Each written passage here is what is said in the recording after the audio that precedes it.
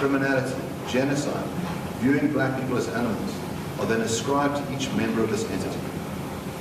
This is done by taking crimes committed or allegedly committed by members of this group recently or hundreds of years ago, and then attributing guilt to the group as a whole.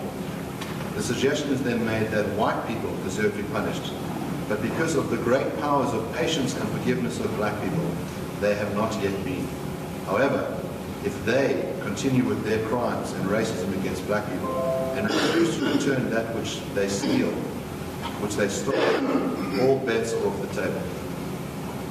And Mr. Malema, I'm giving you your speech, I'm showing you the glossary, sure, pointing out the tactic that you've used. And at the heart of this tactic, something deeply sinister and deeply antithetical to the value of non-racialism, a value which is built into our Constitution. In Section 1 of our Constitution, it says South Africa is a nation founded on the value of non-racialism. The idea that we judge people on the content of their character, not the color of their skin. And what you do is you try and attribute guilt through groups. So instead of judging someone as an individual, what you do is you allocate blame to a group merely because they share the same melanin count, the same skin tone as other people, that they happen to look like other people. So you want to hold modern white South Africans liable for crimes committed by people hundreds of years ago who happen to look like them. And that's the sickness. That's the danger that you're doing, is that you are trying to describe a whole group of people as criminals, murderers, land thieves, without any evidence that any of those individuals have committed those crimes. And that is antithetical to building a nation founded on the values of reconciliation. It's divisive and it's racist. You gave me a long speech. I don't know what is the question, my lord. He's addressing a political rally of some sort. Mr. Malema, what's your question? I'll ask you a very simple question. Is it the case that you hold white people as a group liable for the sins of their fathers? Yes. Yes, correct. Now, I'm putting it to you that that is racist. That if individual black people were held accountable for the sins of other people who happen to share their melanin counts, there are black people that you will accept have committed the crimes of murder, rape, theft. It would be improper to make a claim that all black people are murderers, thieves, and rapists. That would be racist to do so. Do you accept that? My brother, when the white people came here and took our land, they didn't come and take our land as an individual. They took it as settlers and then pushed us to a land like sardines in congested environments with no economic opportunities. It is white people who must be ashamed of what they've done to us. You cannot turn tables now and want to blame me for the crimes committed by white people. It is a white regime that killed children in 1976. It is the white regime that killed children in the 80s and in the early 90s. It is white people who engaged in the wars of dispossession and forcefully took our land and our cows. Why can't you take responsibility? Why can't you for once just say sorry for the crimes we've committed against you? Why do you want to become victims when we are the biggest victims here? When we have lost everything? When we as black people remain a traumatized nation? A nation that doesn't know what the future holds for them. At least you are guaranteed the future. At least you know if it doesn't work for you here, you can go somewhere else. We've got nowhere to go. And then you come here and want to accuse me, a victim of racism, of being a racist. It's a huge insult, not only to me, but to black people. Madiba coerced us into reconciling with people who have never been one with. That was a myth. It is unrealistic. You can't reconcile if you have never been together. You never came here with an intention to be with us. You came here with an intention to conquer us. And we remain conquered. You're using this term, you, and this is detached from reality. You want to say that you, me, white people, you are the same as people from 1652, from 350 years ago. You are the same. It's the same. You are the same. You are the same. There's something.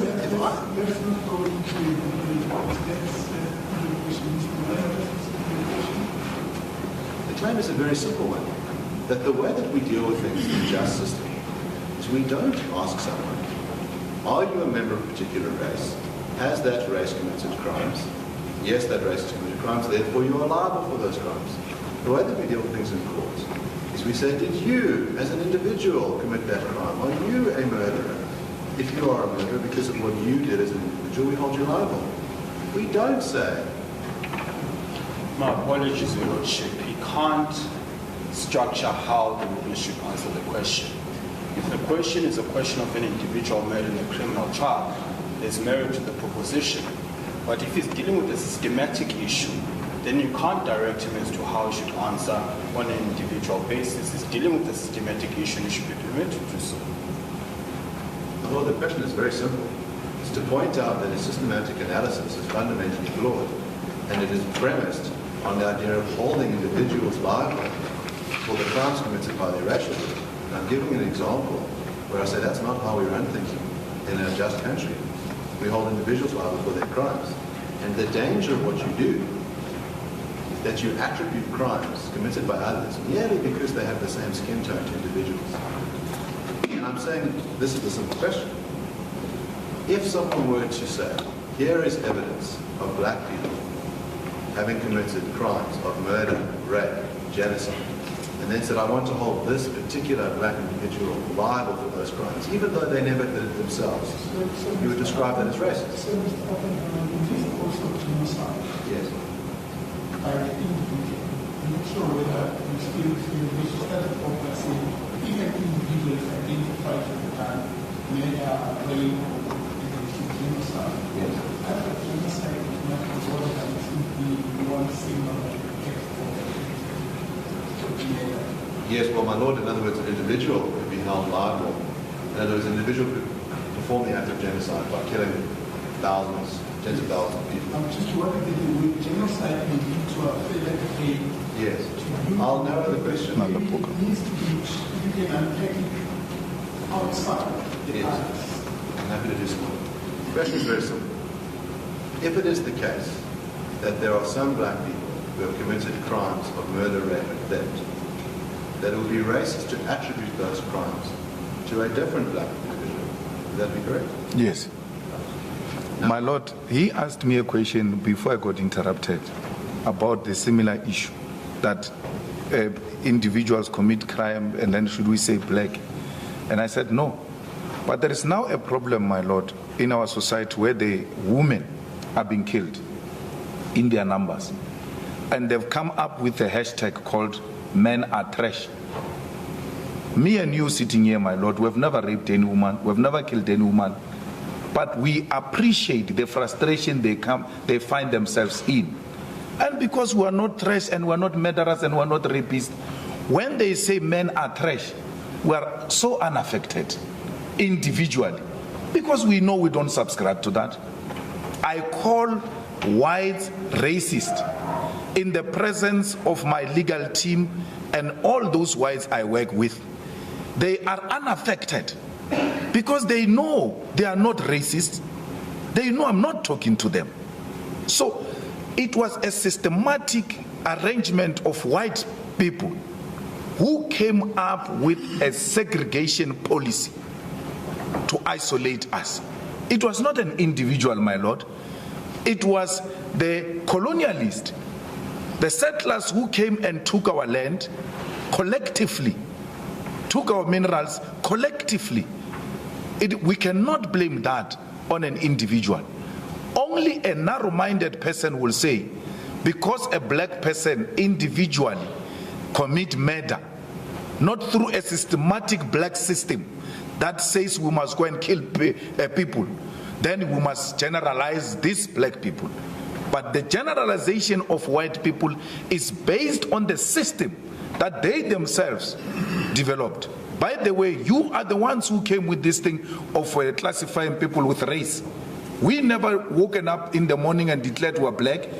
You declared us black so that you can isolate yourself from us. You've got the blame to take and take responsibility. White people, till to date, and your leaders, many of them refuse to go to the TRC just to take a stand and apologize. Now here's the difficulty that I have. So if you're not a racist, don't be offended. Here's the difficulty I have with your position. You want to make a broad claim, white people are racist, except for, of course, all the white people who aren't racists. White people are land, except for all the people who haven't stolen their land. Is that what you're saying? White people stole our land. Which white people? White people who came and settled here. 350 years ago. Yes. You think white people now are land thieves? Yes. They remain land thieves. They remain land thieves. Yes. The land has not been returned into the hands of the rightful owners. For as long as you are in a possession of a stolen car, you remain a criminal. Let's use that analogy of the car. Now, a simple situation. An individual steals my car. They have a claim against me for the return of that car, and I should be punished for the stealing of that car. Imagine that it's the father of the individual who stole the car, and I now pursue the son. You might say, well, there's a very close link here. You've got the car to the possession, you should return the car. But your case isn't like that. Your case is to go back 350 years ago and to say someone who looks like your grandfather, great-great-great-great-great-grandfather, stole land from someone who looks like my great-great-great-great-grandfather. And therefore you today must pay it back. Now, I put it to you that that is not our ordinary sense of justice. But who pays reparation? Your Lordship, if we're going to infuse legal argument as a proposition to the client, then I think it's only fair that there be a balance. So my learned friend must take the argument further. If he says if the father steals the car and gives it to his son, technically speaking, the father is a criminal. But as a matter of fact, the son himself is a criminal for possession of stolen property. So if he's going to make a legal argument, he must take it to its natural conclusion, because it has an implication of what my client is suggesting, that if you remain in possession of stolen land, albeit that you didn't steal it, you remain a criminal, albeit perhaps in a different form. And that's the proposition he's making. My learned friend appears to be testifying on behalf of the witness as to what his response is. I'm just pointing out to you, very simply, that what you're trying to do is attribute guilt across lines over 350 years, regardless of whether a particular piece of land was once dispossessed. Your claim is white people cannot be the rightful owners of land in this country, regardless of whether they bought the land, whether they're Americans who landed here yesterday. If they're white, they are not rightful owners of the land. And your claim is that the rightful owners of the land must be black people, regardless of whether they have any particular rights to their land. We have a restitution process in place. And Mr. Roots has given some evidence on how that restitution process works. It's very simple. The Constitution says, after 1913, if you can show that you were dispossessed, then you must either receive the land back or you must receive restitution. In other words, in the form of financial compensation. And that process has been undergone. You are calling for something much more radical. In other words, instead of looking at the individual car, you can say you're... Yeah, I'm also lost. Yes. Simple question is, how do you justify holding someone today liable for crimes committed by someone else 350 years ago? There is a saying, bana ba tla otlwa ka bokgopo ba batswadi ba bona. I don't know how to say it in English. There will be an interpreter here. You cannot take a stolen car from your father and claim you are not a criminal. It remains a stolen car. Let's give answering to giving the short. What you're saying is that the children will be punished for the sins of their parents. Yes. So when you steal a car and you pass over the stolen car to your children, it makes that child a criminal as well, because it's in possession of stolen goods. And that child passes that car, or doesn't even pass that car. He sells that car to go and buy another car with the money of stolen goods, it remains a stolen good, the property you bought. With the money stolen, got from a stolen goods, you are in possession of stolen property. Return it, please. Your parents have left you a very bad name, and don't blame it on us. But I asked a question earlier. Reparations are paid. I'd like to stop you right there.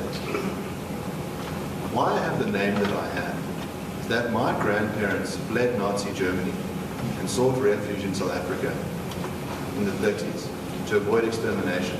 Now the witness has brought up my name, and I will use the opportunity to respond to I never brought your name. You did. I never brought your name. I've never brought your name. Perhaps I have a solution to this. The witness testified at least 3 times yesterday that when he says you, I'm talking about your client, 3 times. The second point is we're getting into a debate, and perhaps it's an opportune time for us to take a tea break as well. Yes, let's take a tea break. I want to ask to complete on this one. You completed on this question because I really wanted to take further time on the tea. Yes, well then let's finish the question. When you said your name, are you referring to my surname of Oppenheimer? You see, if he's going to be personal with me like that, I'm going to take a big issue. I've never brought Oppenheimer's name. I don't even know his name. I don't know. I've never, my Lord, called him by name. I've always referred to him as you, and I clarified it that I'm referring to a client. When you said your name, what are you referring to? What do you mean? You testified now, your name. Now what are you referring to? Your name, Oppenheimer. No, I'm asking you, I'm giving you an opportunity to explain what it is you mean. You said your name. Explain what you mean. If I can assist your Lordship, Yes. The witness clearly struggling with the reference to your name. So the witness's testimony earlier was, your parents have left you a bad name. Yes. And now witness perhaps now has Okay. context of what is meant and perhaps can respond. Yes, my Lord, when I say your name, I mean them as white people. Your parents have left you a bad name. So that is the context I'm using it. So please, if you are going to be a legal representative, you are going to have to reduce yourself from this case as an individual. Remove your emotions and deal with me as a professional. Because if you are going to come to me as a personal person, individually, I will no longer look at you as a professional. I will decisively deal with you as an individual. Let's pause for a moment. I'm going to take a tea break. But I think one of the difficulties and the challenge in questioning this Oppenheimer is confusion that comes about the systematic issues and the individual issues. Please try and make sure that you stick to one of them at a time. Because they keep coming to the case before. One stage was a systematic program about dispossession, and then came to examples about stealing of motor vehicles by individuals, and I think that's where the whole confusion comes up, and then we end up in this whole area. So try and make sure that you go to the distinction. Yes, well my point is that why this line of questioning is to show that what's being done is to hold individuals liable for the sins of their fathers and witnesses testified. And I appreciate the clarity in other words, when he says your name, he means the bad name of white people and he's not referring to myself. And I take that evidence as it is stated. But my Lord, I was interrupted here on a point of reparations. We have seen countries paying reparations. Generations way after those crimes were committed to those nations. The current generation taking responsibility for the sins committed by generations centuries ago. And that argument has never arisen. That no, why are you blaming us? Why are we the ones who are paying for the sins of our parents? So this matter that why are we paying for the sins of our parents or grandparents as the current generation is neither here nor there. You have inherited the debt and you shall pay the debt. I understand the position. Let's take this